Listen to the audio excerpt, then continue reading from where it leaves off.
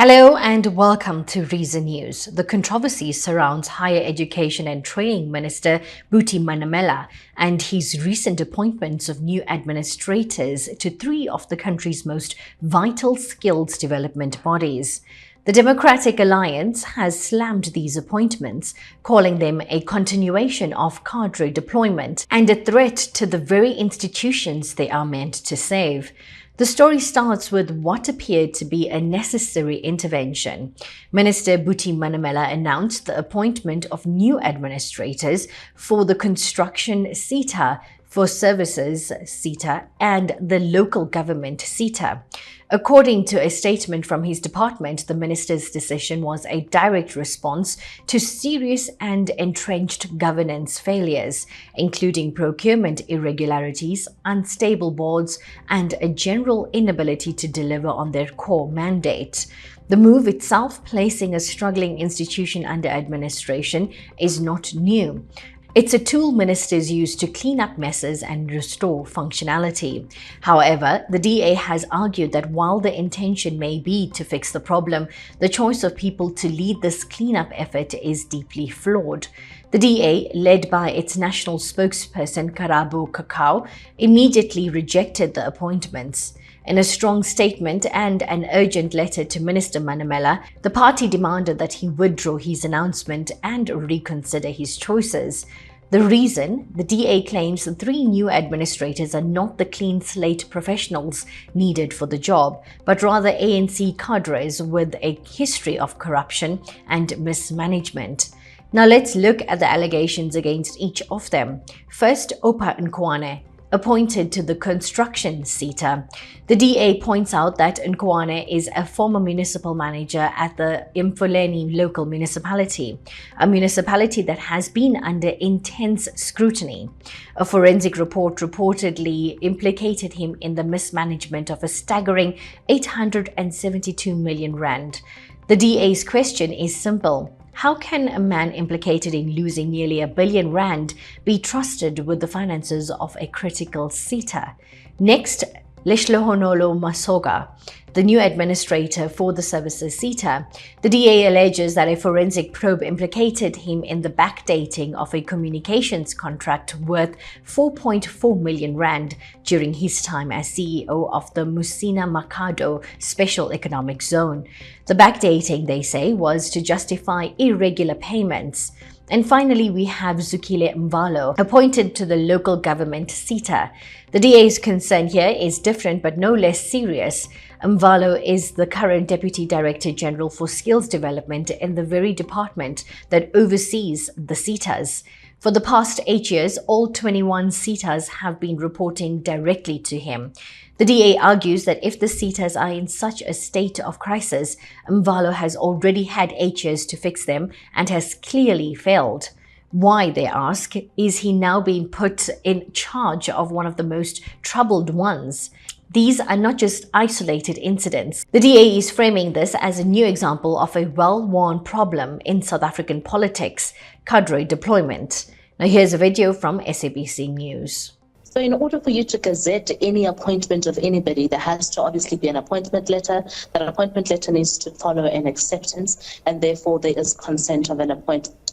So if indeed what Tate Opa Nkwane claims is true, then we do potentially have a case of an irregularity of appointment, but also potentially maladministration. And this is why this morning I've written to the chairperson of the Portfolio Committee on Higher Education, asking that to join the Minister and the National Skills Authority, Tate Nkwane must also come to Parliament to explain this so that we're able to test this. You would know that the invitation, but as per the DA's request, is not just of him alone, but it joins the National Skills Authority and Buti Manamela. Now, why the National Skills Authority? The Section 15 of the Skills Development Act 97 of 1998 makes it clear that in order for the minister to make any such appointments, he needs to do so in consultation with the NSA. So it is only upon the NSA's thumbs up that he's able to make the appointment. So we want him both and the National Skills Authority to come explain how do they justify the appointments of Ndate Opa as well as Tate Zukile Mvalo for reasons that I've already outlined last night. on the show to say we cannot have people who are implicated in forensic reports that point directly to a direct involvement in the management of public funds. The bottom line here is this. When you make a public announcement that anybody is serving in a role, they need to be aware that that's the role.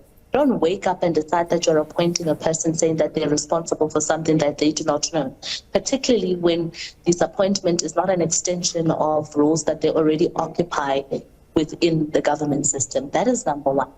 Number two, labor laws dictate very clearly to prove this point, right? And there are multiple case studies, I can't think of one off the top of my head right now, that speak to the regularity of appointments thereof. When you make us a gazette as a minister, you are saying to the Republic of South Africa that I've made this decision and this is the person, and therefore this person is aware. For any person to say that they do not know of such an appointment points to there being an inconsistency in truth with Manamela's predecessor, Nobuhle Ngabane. So what we are saying here is, because it's not for us to sangomize who's telling the truth here between Manamela and Ngwane, us is to engage both of them in Parliament for us to get an understanding of whether, if there was a conversation, was it an offline conversation, is it true or not? Because it's unfair as far as legal practice is concerned, when Oliver, for you to be appointed to a role and for you to say you don't know about it. So that's what we want to do. This controversy is the latest chapter in a long-running battle over the integrity of state institutions. The DA, alongside other parties like the EFF, has consistently argued that cadre deployment, appointing individuals based on political loyalty rather than merit, is a root cause of corruption and a major reason for the failure of state-owned entities. Cacau's letter to Minister Manamela is not just a request, it's a direct challenge. She has also lodged a formal request with the chairperson of the National Assembly's Higher Education and Training Portfolio Committee, Tebogo Letsi, demanding that Manamela be summoned to Parliament to explain his decisions. This signals a desire to turn this from a media spat into a full-blown parliamentary inquiry. The stakes here are incredibly high. The SETAs are meant to be the engines of skills development, bridging the gap between education and employment. With youth unemployment at record highs, a malfunctioning or corrupt skills system is a national disaster. If these institutions are not led by ethical, competent and independent individuals, billions of rands in training levies could be wasted, and the hopes of thousands of young South Africans will be lost. The question now is how Minister Manamela will respond. Will he stand firm on his appointments, or will the mounting pressure from the opposition and civil society force him to reconsider? This is a test of his leadership and a crucial moment for the future of our skills development system. As we close out this episode, it's clear that the appointments to the SETAs have become more than just a procedural issue. They have become a flashpoint in the ongoing national debate about governance, corruption and political accountability. The DA's rejection of these appointees, backed by a letter and a demand for a parliamentary summons, has set the stage for a major political confrontation. Reason News will continue to follow the story closely. The outcome of this battle will be a significant indicator of whether South Africa is moving towards a future of accountability and merit, or remains mired in the politics of the past. Until next time, stay informed, updated and curious.